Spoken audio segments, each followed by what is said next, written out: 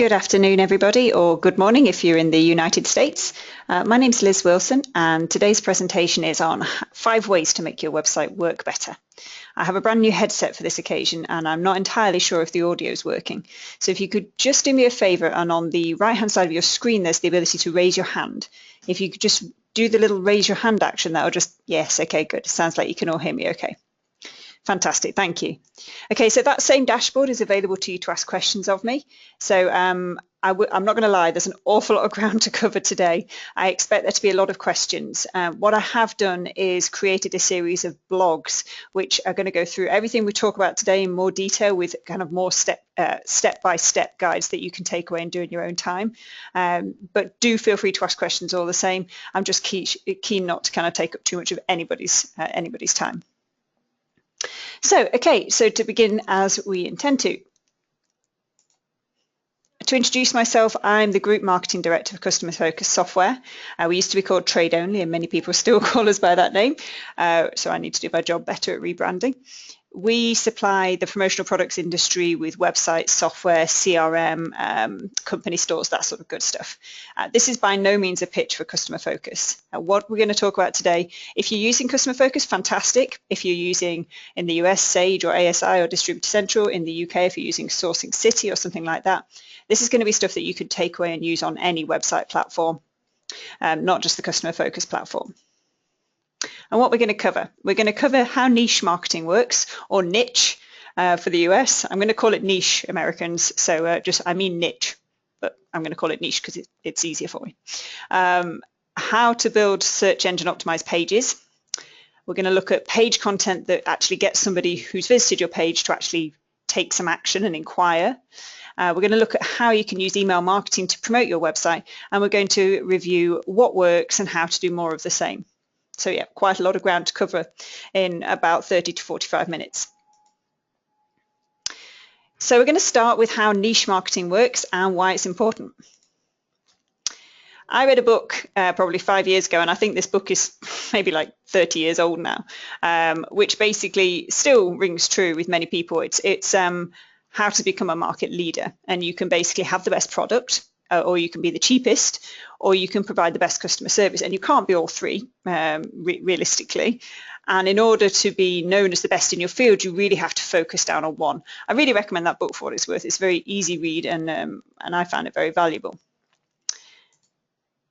So herein lies the challenge that promotional product distributors have. You're probably not the cheapest. You're not for imprint. You're not motivators. You're probably selling at the same price as everybody else. You're also not selling the best product per se, because everybody is selling the same thing as you. These, as you can see from the screenshot, this is me Googling a 46-inch arc umbrella. There are hundreds and thousands of distributors' websites who are doing the same thing as you. So it's really not a surprise that what distributors do is focus on giving great customer service. The only challenge with that, of course, is that in order to deliver amazing customer service, you have to have the customers in the first place. And when we surveyed our customers, we found that a huge proportion of them did most of their business with existing customers, which is great, but it's fragile. You know, you only have to have your main point of contact leave that business, or indeed the business restructure or even close down, and you could lose, or you could have something dreadful like the banking crisis in the UK or the big changes to healthcare in the US, which could make the bottom fall out of your sales. So acquiring new customers so you can deliver that amazing service is essential for the long-term health of your company. And that's where niche marketing comes in, because realistically speaking, the point of niche marketing is to stop being in the scrum of distributors who are trying to be found for promotional products as a keyword search term on Google. The chances of that being you are so slim, so slim. You know, you probably don't have the budget, you may not have the know-how, you probably don't have the time, and you are competing with some very, very large companies which have all three: resources, time, and expertise. So the point of niche marketing is to come away from that, to elevate yourself from the people who are trying to just be all things to all people, and to be a specialist in a particular area. It makes you directly more appealing to the people who are in that area. It means that you can charge pretty much well, within reason, whatever you like within that area. And it allows you to exercise your expertise as a promotional products distributor. So I'll just give you a quick example. This is a very well service niche, so I wouldn't recommend you go here, but if, for example, you decided to specialize in promotional products for the armed forces, you can basically set up yourself with content, with products, with things like that that are specific to that particular industry, and you show them that you know your stuff in that industry. And we're going to look at all how to do that as we go on, but I just wanted to kind of give you an example of what a niche is. And the nice thing about niches too is that if somebody goes onto the internet and Googles, promotional products for military bases, they're actually looking to buy. They didn't just happen across your website by chance. Whereas a lot of people who come to a promotional products website, you don't really know at what stage they're at in the buying cycle. They may be a quality lead, they may not be quality. The point of niche marketing is to get you not a greater quantity of visitors to your website, but a much better quality of visitors. And again, to give you more control so that you're not just running around chasing your tail, trying to be competitive in the massive promotional products market. So how do you identify what's a good niche for your business? Well, the obvious place to start is to look at your existing customers. And this is exactly what happened to Customer Focus. We had hundreds of customers in all walks of life, but then we noticed quite by chance that an awful lot of those customers were quite organically promotional product distributors. So we surveyed them and we asked them a bit more about kind of what it was about Customer Focus that was of interest to them. And we realized we had something that was a real appeal to this particular niche industry. That was over 10 years ago. We specialized in that industry pretty much ever since, and the rest is history. That's why I'm talking to you guys today. And the same can apply to you guys. If you have a lot of companies who are in the healthcare sector, for example, or a lot of companies who are in the oil industry, there's a good reason why you have a lot of customers in that field. It's probably because you've got a decent network in that field. It's probably because you may have had a previous job in that field. So you've got a lot of knowledge about how the industry works, how they buy, what sort of products they're looking for. If you are unlucky enough not to have a huge amount of customers, or indeed maybe all of your customers have nothing in relation to each other, then look at yourself, look at your own history, your own previous jobs, your interests. So, for example, if you are ex-military yourself, you know a decent amount about the military. If you're a parent, you can probably talk quite knowledgeably about the sort of products a nursery or a kindergarten could use to sell. If you're involved in sports clubs, if you're in a soccer club or a football club, you could probably specialize, the sort of thing that those sort of clubs are looking for. The other area to take a look at is your own network. So if you have a lot of friends and family in a particular industry, hey, you've just got a kind of a bit of a back door into that industry. They can tell you how that industry works, how they buy, what events are there throughout the year that are important. Generally speaking, what kind of budget have they got? Do they ever even think about promotional products? Who's the right person to talk to? Your own network is a really powerful opportunity for you to kind of identify profitable niches. So hopefully that all makes sense. Once you've kind of got some ideas in your head about a niche you might specialize in, the next thing to do is to really find out if that's actually worth looking at all. Because, you may find a niche which is, people with Dalmatians who want to buy promotional products. That might be a little bit too obscure. So the way to check is two things. Firstly, go onto Google and put in some Google search word terms for that specialist area. So in this particular example, what I'd Googled here was personalized vehicle accessories. And you can see it's actually not very popular. Yes, there are lots and lots of results, 11 million results, but what there isn't are many sponsored adverts. And that's a really interesting thing. Don't worry too much about the volume of results that come back, because a lot of them won't be that relevant. Google just wants to put something out there. But the fact that nobody is bidding on that search term and putting a sponsored advert in place, that says to me, okay, it's two things. It means I have a chance of winning at Google for that particular search criteria.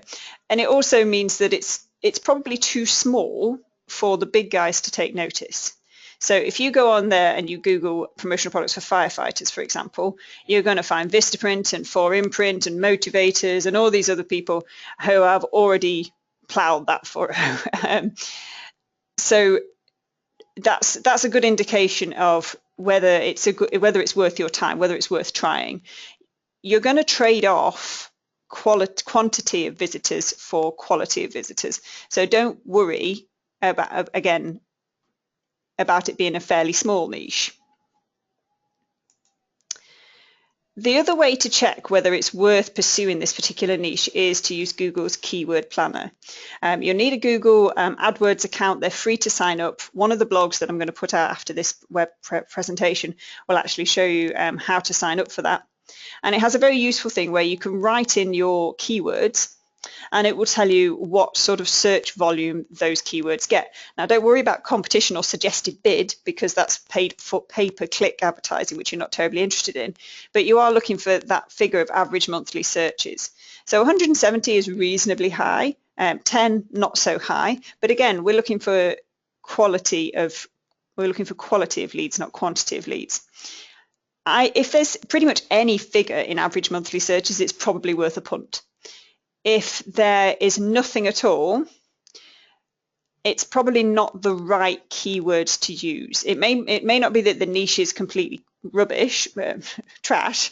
It may not be that, but it may be that the keywords you've chosen are not quite what people are using.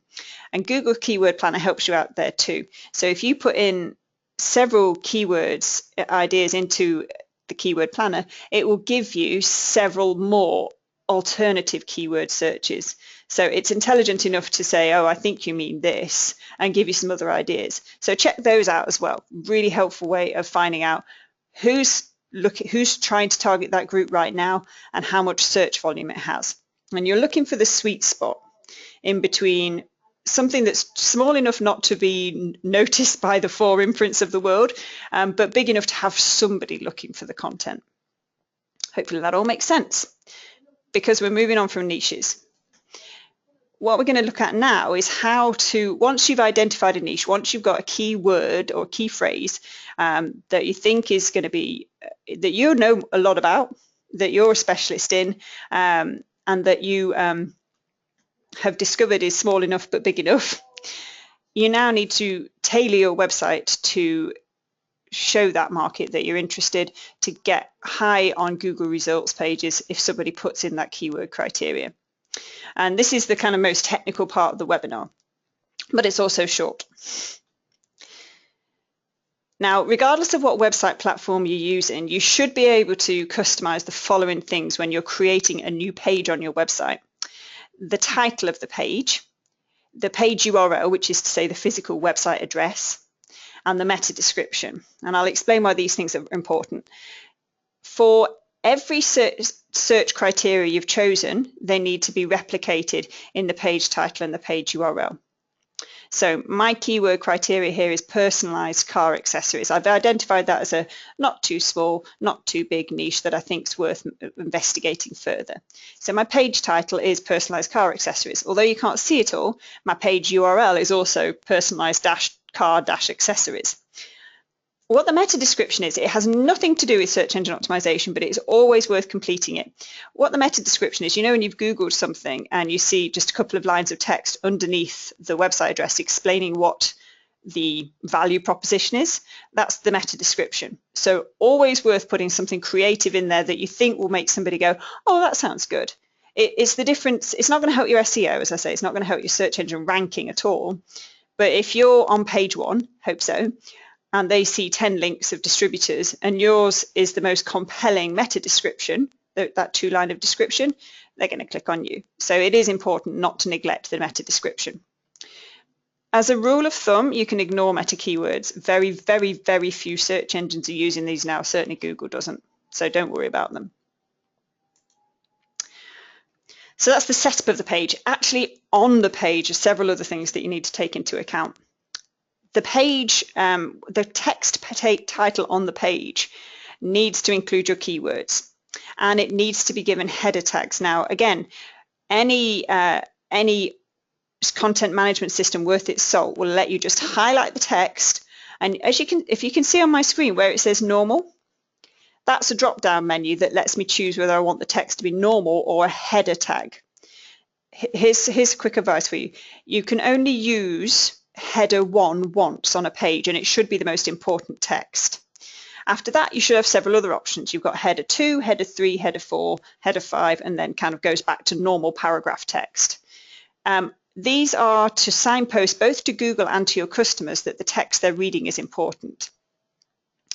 From your customer's perspective, it makes the text larger and quite often bolds it, which is nice. It makes the page easier to read. But from Google's perspective, they're looking to see whether that matches the keyword criteria that your customer put into Google. So make sure that your keyword is in the header title, header tags, header 1, but only use it once. And then there's no reason at all why you can't go on in this little introduction to this page to add in a header 2. Why buy personalized car accessories and promo buy? It still doesn't feel weird and spammy. The last thing you want to do is just fill a page full of personalized car accessories repeated 10 times in the hope that that will make you appear high on Google. Write it for a human, not for Google, but just keep the keywords in the back of your mind while you're writing. And the other thing that's important to do is to put links from your text to products that meet this criteria. So you can see here I've got branded ice scraper, personalized leather driving gloves, car-shaped stress toys, and they are hyperlinked to the products that meet that description. So that's a really good way, again, of helping Google understand not just that you don't just have a page that makes you a specialist in car accessories. You've got all of these other related pages, which are actually products, that back up the fact that you say you do personalized car accessories, if that makes sense.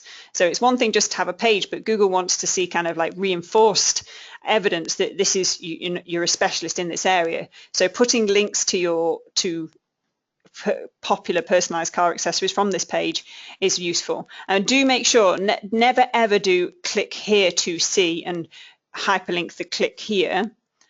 Describe the product and hyperlink the description of the product, because that's really important from Google's perspective. Hopefully that all makes sense. That is the horribly techie bit over. And again, I have broken this down into a blog which goes through it in a bit more detail, but hopefully everybody's keeping up. Is that enough? Have you done enough just by creating a page which is well structured and has text on there, keyword text? No, it's not enough. What Google is looking for is not just to direct customers to a page. They want to Google wants to make sure that they've directed customers to a relevant page, and that's where clicks are important. So if a customer lands on your nice new optimized page for personalized car accessories, it's absolutely imperative from Google's perspective that they go on to click another link within your page, because that's a little checkbox to Google to say, oh yeah, they met that criteria. This page is relevant. Does that make sense? So they go on the page. So Google sent them to your page because you've done all that setup correctly. But in order for Google to be really happy that you are who you say you are and you do a good job of this, they want the customers to take further action once they're on your website. And that can go in the way of three things typically. You can have them click on a product, you can have them complete a form, or you can have them click a button of some description. So here's just some examples on the page. You can see if they clicked on any of these products, that's good, fantastic. If they completed the form, hey, that's amazing, because not only have they done the action that Google wants to see to make sure that you are credible, but you've just got a lead, woohoo. And the third option is just have a button on the page which encourages them to click on it to do something else. And if you can get them to do a click of some description, it's going to make not only will you go higher in Google, but you will stay higher, because Google will say, okay, this is good content. They're not just landing on this page and leaving it straight away. They've found content that's useful to them.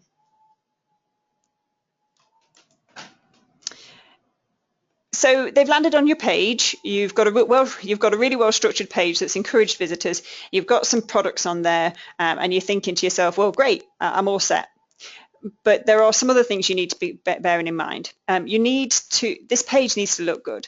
Now, earlier on today, I was trying to find some examples of a really well-designed page for military promotional products, promotional products that are tailored towards the armed forces. And I really couldn't. The pages that were coming up first are really horribly designed, and I wouldn't buy from them. So you've just got to bear in mind how important it is that the page that they land on, it's their doorway into your company. They don't know you. They haven't been to your homepage. This page is the first page they're going to see about you. So it's really important that it's laid out nicely. It's really important that the text on there is encouraging.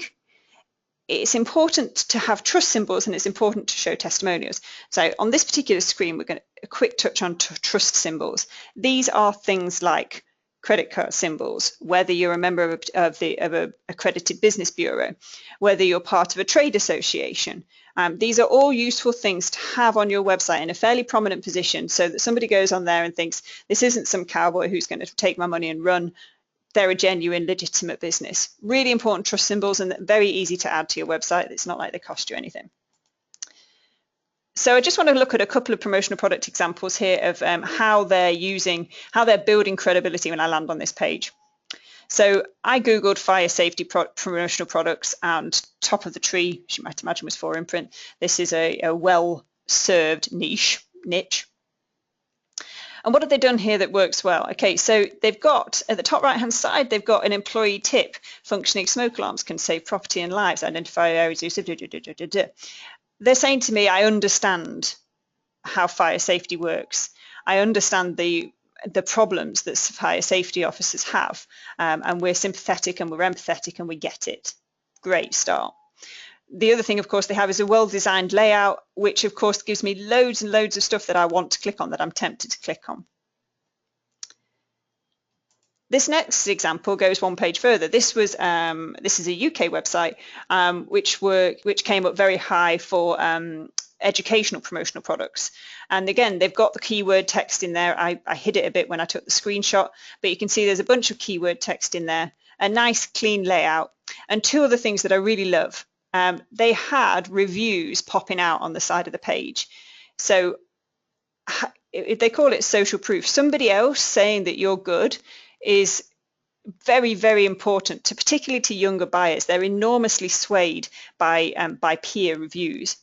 So if you've got, and hopefully you do, emails from customers telling you how wonderful you are, put them on your website and put them in a place that they can be seen when somebody lands on any page of your website. So, add them to the overall layout and have them appear on every single page of your website. A picture is great. Certainly a company name is great. You don't want them to look like they're made up. The only challenge I have with this particular one is that Amy Bird with no picture just looks a little bit too easy to fake. But again, if you can put pictures of people on there, then great. It just lends a bit more credibility to it. And the other thing I would say is don't be afraid to put some kind of warts and all reviews on there as well. We had a couple of customers who fed back to say that they were having some teething problems, but they really saw the potential of the product. Well, I put them on the website anyway because they're not damning. And the fact that I'm prepared to put a testimonial like that on our website lends more credibility to the very positive testimonials from other distributors.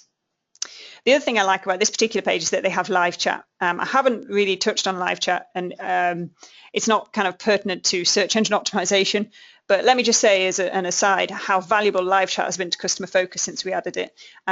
We get probably 15, 20 leads a day from live chat. These are not leads we got before, and it's as long as you're available to take live chat inquiries, I would fervently recommend you add it. We use a system called talk.to, TAWK.to. It's free and it's really, really simple to add to your website, and I really do recommend it.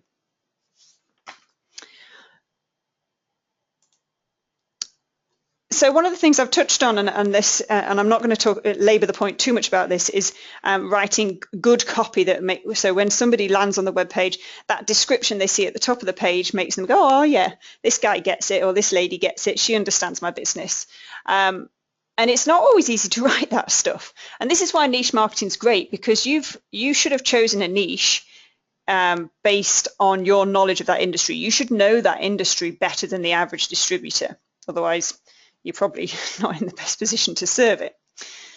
So you've got a great opportunity in that paragraph text at the top of the page to lay out your credentials, why you're the best service provider for that particular niche.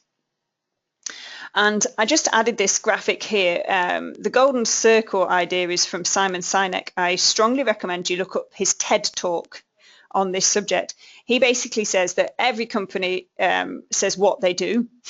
A lot of companies explain how they do it, but very, very few companies say why. And it's the why is the emotional tug. So again, the reason I was looking for a military-based promotional products website earlier was because I wanted to see whether there are any veterans, for example, who'd set up as a promotional product distributor and wanted to sell to other veterans or other current serving armed forces. Because if I was a police officer or a firefighter or a member of the armed forces responsible for buying promotional products, and I could buy from a veteran, I would be more inclined than to buy from somebody who didn't know anything about me or my work, if that makes sense. So it's when you're creating this page content, this text which explains to people, again, the keyword, you need to include those keywords, but just keep at the heart of the fact that you're telling people, you're giving them a really good reason to buy from you. And don't be excessively formal, be human. And I want to show you a great example from a company in the UK called Awesome Merchandise. This is their About Us page, and it just made me chuckle. We are awesome. And it basically just gives you a really kind of chatty, friendly description of how the business came to be. And it's that sort of human touch. It's that sort of sense that you're not just reading kind of like promotional products, copywriting 101, that's going to be the difference between somebody buying from you and buying from a competitor sometimes. So we've covered niche marketing, and we've covered how to build a website page that targets that niche and then what to put on that website page. What we're going to move on to now is how to promote that page to your customers. And this basically boils down to email marketing. We're going to start with how to grow a list, so you've got some people to email, and then we're going to move on to how to get emails opened and how to make sure that people actually do something when they've seen your email rather than just delete it out of hand. How to grow your list. It's a simple answer, really. Ask. And you see very, very few distributors doing this. You need add sign-up forms to your website and your email signature. So the 3 examples on the right-hand side were sign-up forms that I found on 3 distributor websites. If you're using something like Constant Contact or MailChimp, they will actually give you a little snippet of code that you can put on the website. So you don't even need to think about designing it or anything like that. You can just pop the bit of code on your website and jobs are good. This one at the bottom, this sign up for our monthly special offers, I recognize the save subscribe. That's a little example of a Constant Contact sign up form. Now, I think special monthly offers is probably a little bit weak. I'm not wildly excited by that. So just think about when you're putting these sign up forms on your website, what would compel somebody to take action and sign up for your email newsletter. So I prefer this one at the top. Sorry, actually I don't love any of these, I'm not going to lie. I would suggest some combination between a discount with a promise that you're going to send them some special offers. That's probably a good combination of stuff. But just think about it from there. Put yourself in your customer's shoes. What would prompt you to sign up for an email mailing list? And then just make sure that those forms are everywhere. So on your website, put a text link in your email signature. Sign up for our mailing list to receive 10% off. Have a link. If you do any exhibitions or events, take a paper form and ask people if they want to sign up for your email newsletter. And then there's another thing you can do, which is you can export your LinkedIn contact database. So you've got permission to email these people. They connected with you on LinkedIn, and you can email them via LinkedIn. You can also export that list, and you can email them through a program like Constant Contact or MailChimp. Just be cautious of the fact that they connected with you on LinkedIn, they did not sign up to receive your email marketing newsletter. So if you're going to use a list like that, my strong suggestion would be the very first email you send to them, you ask them permission to send them further emails. And if they don't say yes, then take them off, because it's a bit of, you're not breaking the law by any stretch of the imagination by emailing your LinkedIn database, but you do want to make sure that these people actually want to hear from you in this format. And what to send to them. So at the point of which you're asking people to sign up for your mailing list, you should be telling them what you're going to send to them if they do.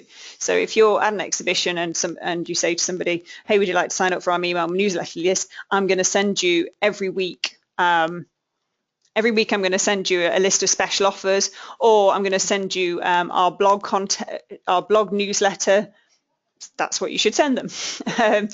And basically just be mindful of not abusing their confidence. If you said you were going to send them useful content, don't just send them a sales email every 5 minutes.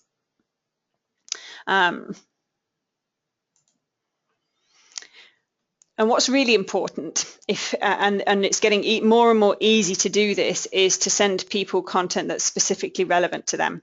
So again, you can do this at the point of them signing up for your newsletter, particularly if you're with them in person. You could ask them what sort of content they would like to receive from you. But there's other information that you're collecting about your customers and prospects all the time, and it's worth starting to use that information to create personalized email content. So to give you some examples, if somebody buys pens from you, that's a useful indication. If they regularly ask for a quote for t-shirts but they've never gone ahead and ordered, that's useful information. Where are they in the world? People prefer to buy from local suppliers. So it may be that if they're all in Massachusetts and you're in Massachusetts too, fantastic. Send them. Make sure that your email marketing reflects the fact that you're a local supplier. What industry they're in. I mean, this is probably for me, I think industry is probably the most obvious one. You wouldn't send a multi-tool promotion to a kindergarten. That wouldn't be appropriate. And it's very, and when you're thinking about email marketing, those terms, one size most definitely, emphatically does not fit all. So recording what industry people are in and then creating lists of people based on that industry, really important. And then you can send them messages that are actually relevant to the stuff that they do and the stuff that they're likely to buy. Do they have any preferences? If you've ever spoken to them, have they ever said that they prefer eco-friendly products? Do they like union-made products? Do they need to see, are they a government body and they need to see supply chain compliance and certification? This is useful information again for you. Can you record anything about key events? If they ordered from you one year for an exhibition that you knew was in October, it stands to reason they may well do the exhibition the following year. So make a note, and then you can message them come July and say, hey, your exhibition's coming up. Do you need lanyards, mouse pads, bags, and all of that good stuff? Maybe they reward their best performers in a little award ceremony come January, and they might need some stuff for the event. Make a note. If you did it for them one year, there's a very good chance they'll need it for the following year as well. And just simple likes, if they're a passionate football supporter, if they play golf, if you can find this information out about people, just start to record it diligently, because it's going forward that you'll be able to do things like this. My cute little diagram, borrowed from another purpose, which is why it's labelled up thus. But basically, this is the principle of somebody who's suggested that they're interested in calculators, and I know X, Y, Z about them, goes through my little engine, and then on the other side I'm going to send them content that's appropriate to them because I know those things about them. From a practical perspective, where do you get that information from? From your order management system as a starting point. Most of this information you will be collecting from them: order history, industry, location, all of this stuff should be going into your order management system, and once it's in there you should be able to export it so that you can put it into your email marketing program in list form. So you can export a list of everybody who is in the sports and fitness industry, for example, and put that into your email marketing program as a sports and fitness list. The other place to get information is to simply survey your customers, and this is what Customer Focus did as well. We knew all of our customers were promotional product distributors, pretty fairly obvious, but we wanted to know a bit more about them. We wanted to know how how they grew their business. We wanted to know which social media platforms they were on so we could focus our energy most appropriately, how many people they employed. We even asked them silly things like whether they preferred Star Wars or Star Trek. And the reason being is that we wanted to know kind of what their tolerance was for us sending out kind of slightly silly content from time to time. You know, as a rule of thumb, we're a software company. It's very kind of stiff upper lip, but we want to be fun. We are fun people ourselves. We're very wacky. And if our customers came back to us, and they did, great. It was overwhelmingly, they said that they loved Star Wars or they loved Star Trek. There was an option to say, I think this is a really silly question. And that was kind of our clue that they probably wouldn't be that interested in us sending out something a bit frivolous on a Friday. And we don't. But the guys who said that they were interested in Star Wars and Star Trek, we can send them stuff a bit more fun. We know a little bit more about them now. We know their tolerance for something a little bit more fun and lively and informal.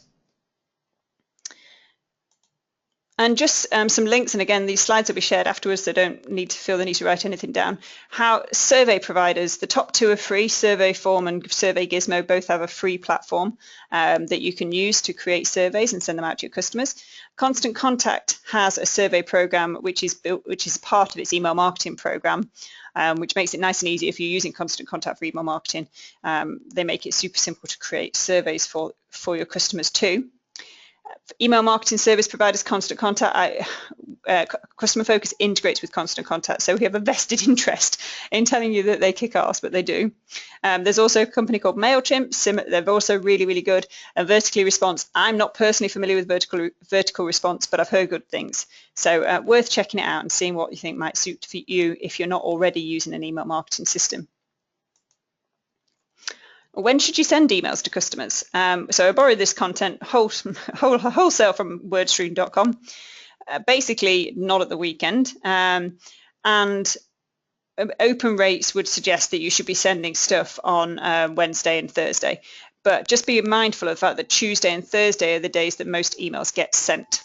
So looking at that, you'd say Wednesday was probably the best day to send emails as a rule of thumb.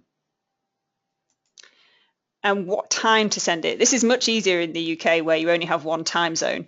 You can see that the time peaks at about 12, and the most active hours are between sort of 2 and 5. Really straightforward if you're in the UK. In the US, you've just got to be mindful of the fact that if you're emailing people nationally, if you send something out at 5 p.m. Pacific, everybody on the East Coast is already in the pub.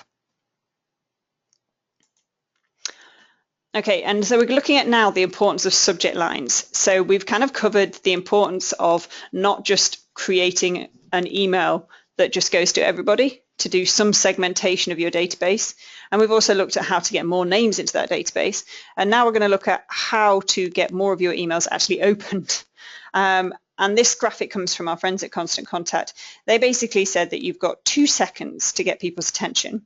They only typically read the first 2 words of your email subject line, and you need to get them to take action today. Now, a lot of distributors I know, and I do it myself, have a habit of filing an email that you think, oh, that looks good, but I haven't got the energy or the time or the inclination to deal with that today. I'm going to put it in this folder to check back on it. And have you ever checked back on it in your life? No, nobody does. The important thing is to get people to take action there and then. So you've got a really short space of time, you've got a really short amount of characters to get people to take action today. So what works? This content, this isn't my own research, this is from various different sources. People do love a good list. So 5 reasons why, top 10 tips for. They like a questioning email. So the example I gave here is tired of making your boss rich. They like testimonial emails. So I liked this one, more Alaskans drive on Michelins. And actually, this is interesting. Subject lines with the recipient city in them get more opens. So again, this comes down to segmentation. If you know, if you can segment your database by cities and stuff like this, then you can send people out content that's specific to where they live. The words video, bulletin, and news all work well. Interestingly, webinar doesn't work well at all. So thank you guys for turning up to this one. What to avoid? Avoid using the word free.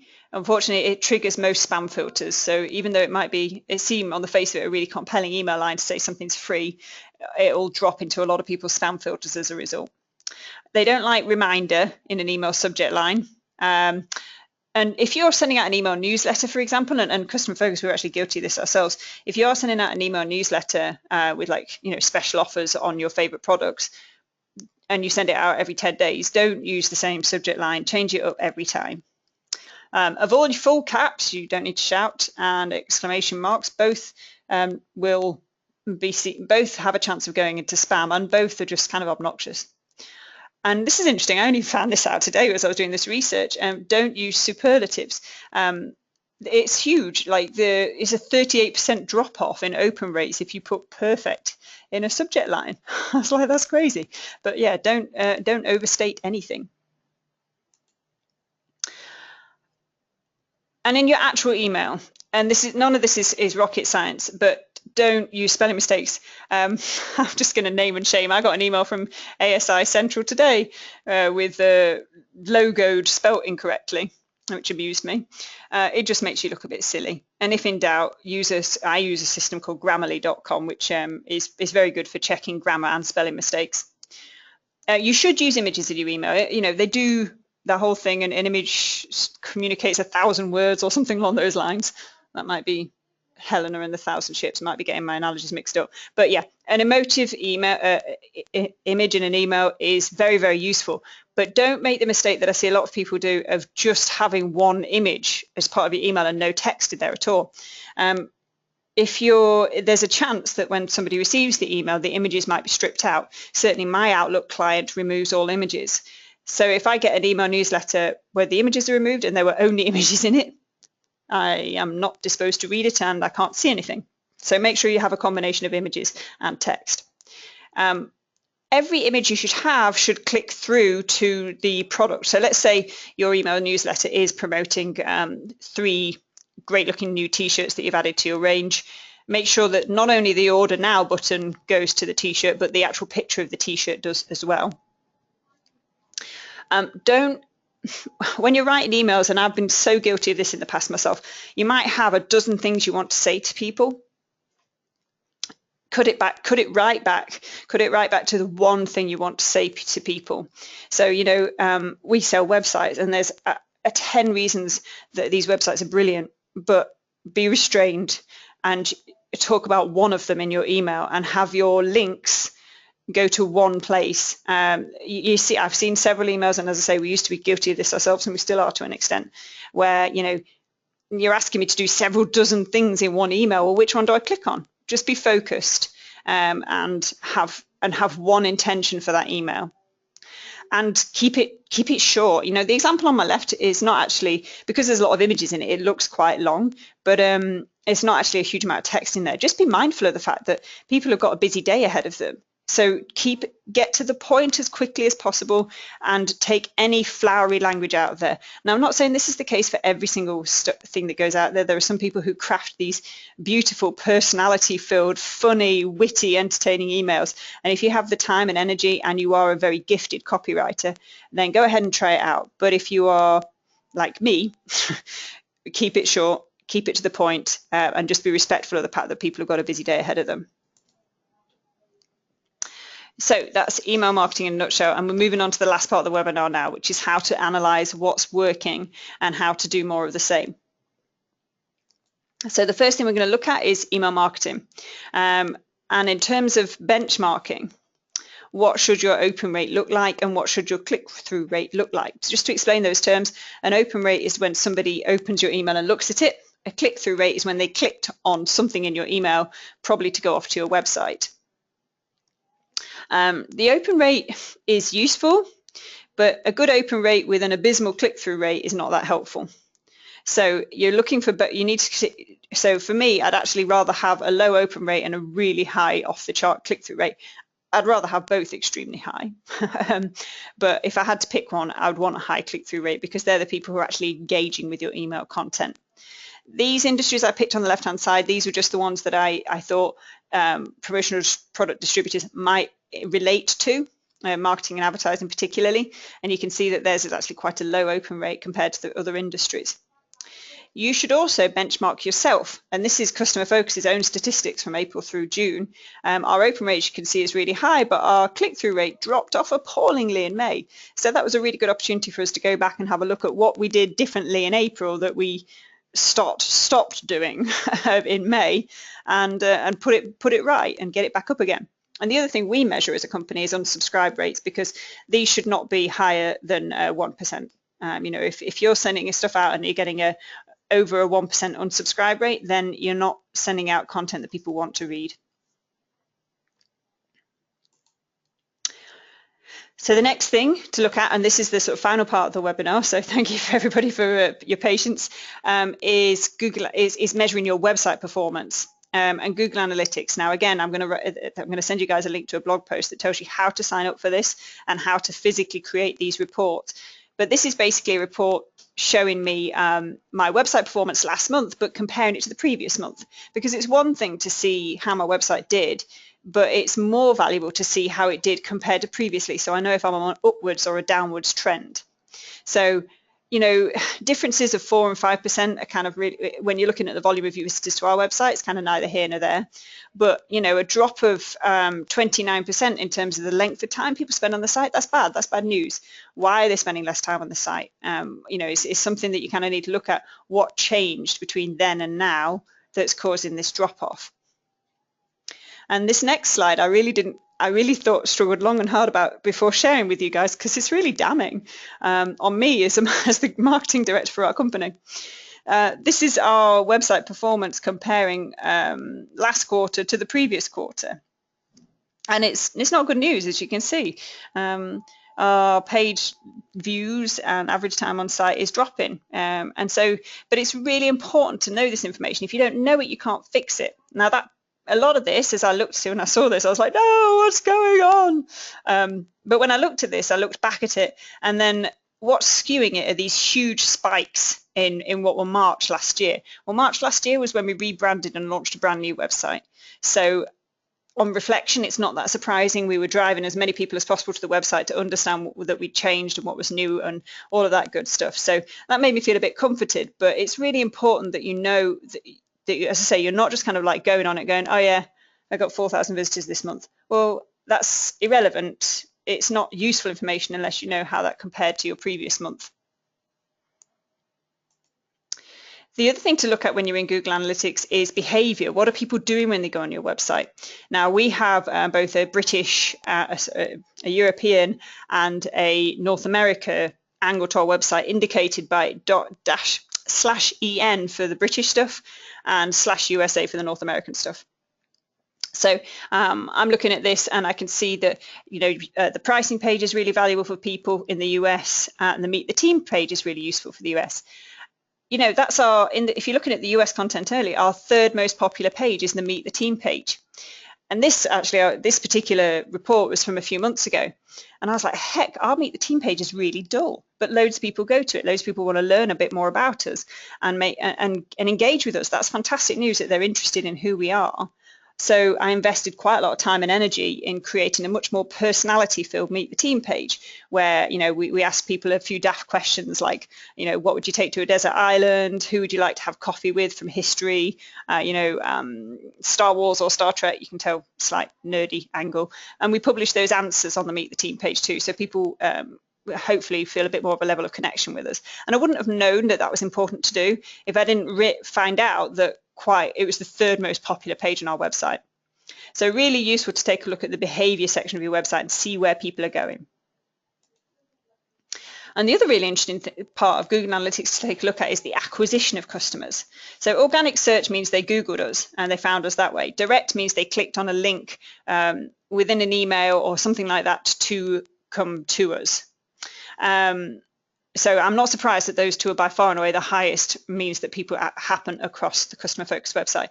But what I was interested in was, like, there was so one thing I did, and this is in the blog, is I created goals on our website so that, you know, and I was saying earlier that it's really important that somebody clicks on something. that could be a goal in its own right. But what I was looking at for our goal is whether they sign up for a demo with one of our team to see the software in more detail.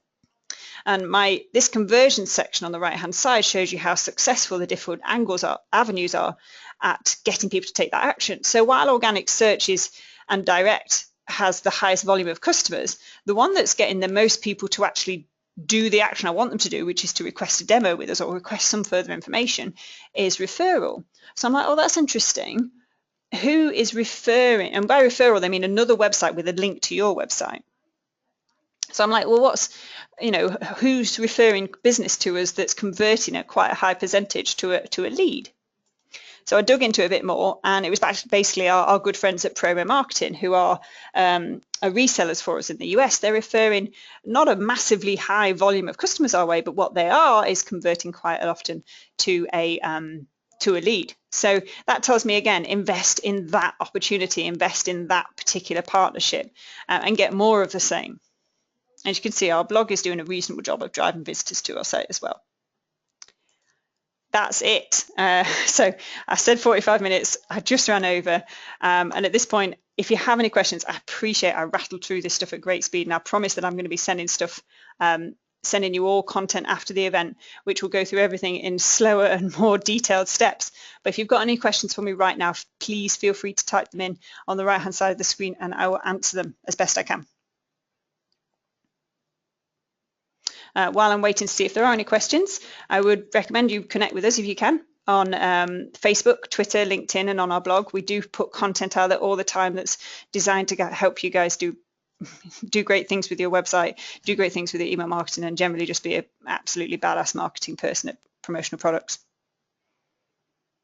Okay, well, I'm not seeing any questions coming in, so I'm gonna call it a night, or I'm gonna wish you guys all a brilliant rest of your day, and I'll be following up with the slides and the links to the different blogs that I mentioned after the event. So thank you again for your time. I very much appreciate it.